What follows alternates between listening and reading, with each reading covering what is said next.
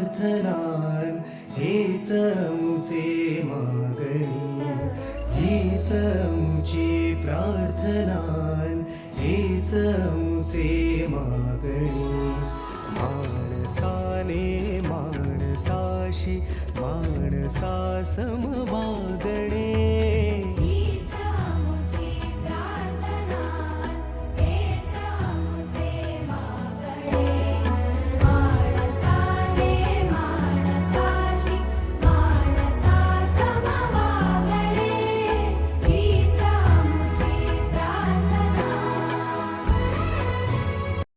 नमस्कार, माझे नाव दुर्वा ज्ञानेश्वर मरकळे. पुणे जिल्हा शिक्षण मंडळाचे श्री म्हाळसाकांत विद्यालय आकुर्डी येथे इयत्ता 6वी तुकडी ब मध्ये शिकत आहे. आमच्या विद्यालयाने सुरू केलेल्या एक पान प्रतिभेचे या उपक्रमात आज मी मला आवडलेले पुस्तक पावनखिंड, लेखक रणजित देसाई या पुस्तकातील एक पानाचे वाचन करणार आहे. बाजी, पाठलाग होत आहे. सर्वत्र दाट धुकं होतं. बाजी ओरडले, थांबू नका, पळा. राजांची पालखी धावत होती. वेग वाढला होता. पालखीत तोल सावरणं कठीण जात होतं. पांढरा पाणी ओलांडून खेळण्याचा पायथा गाठला. गजखिंडीत पालखी आली आणि पालखी थांबली. पालखीवरचं अलवान उचललं गेलं. बाजी म्हणाले, राजे उतरा. शिवाजी राजे पालखीबाहेर आले. धुक्यानं सारा मुलूक वेढला होता.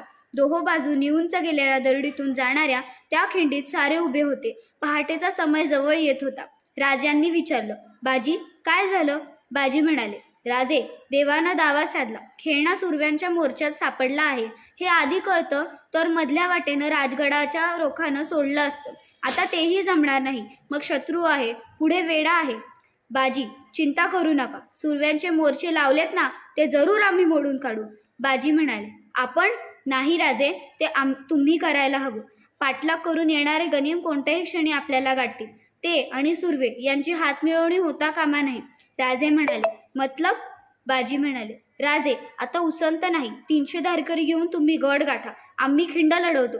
राजे म्हणाले, नाही बाजी, तुम्हाला सोडून आम्ही जाणार नाही. जे व्हायचं असेल ते होऊ दे. बाजी म्हणाले. राजांच्या बोलांनी बाजी कासावीस झाले. त्यांचा चेहरा कठोर बनला. ते म्हणाले, राजे, आता बोलत बसायला फार वेळ नाही. एकदा वडीलकीचा मान दिला तो पाळा. गड गाठा. नाही बाजी, ते होणार नाही. मला सांगता, या बाजीला? राजे, ही फौज माझी बांदलांची आहे. प्रसंग ओढवून घेतला तर तुमच्या मुसक्या आवळून या पालखीतून तुम्हाला जावं लागेल. विंजाई शपथ सांगतो, यात तिळमात्र बदल घडणार नाही. राजे बऱ्या बोलानं गड गाठा. राजांना काही सुचत नव्हतं. बाजींचं वेडावलेलं रूप ते पाहत होते. क्षणभर रोहिड्याच्या किल्ल्यावरचं पाहिलेलं बाजींचं रूप त्यांच्या नजरेसमोर तरळलं. राजे म्हणाले, बाजी फुलाजी, पण तुम्ही? आमची चिंता करू नका राजे, तुम्ही गड गाठा. गडावर जाताच तोफेचे आवाज करा.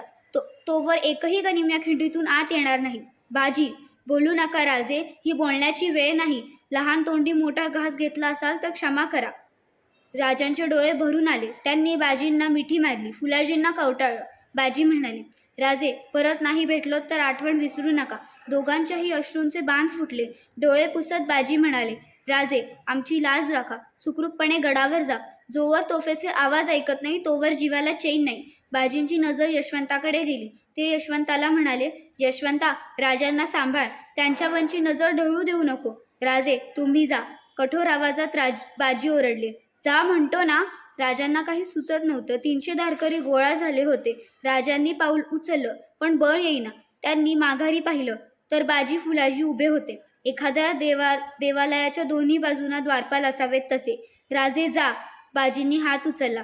धुक्याचा एक लोट आला आणि बाजी फुलाजी दिसेनासे झाले. रोज खेळण्याकडं चालू लागले होते. गजखिंडी ते खेळणं अंतर 1.5 कोस तरी होतं. धन्यवाद.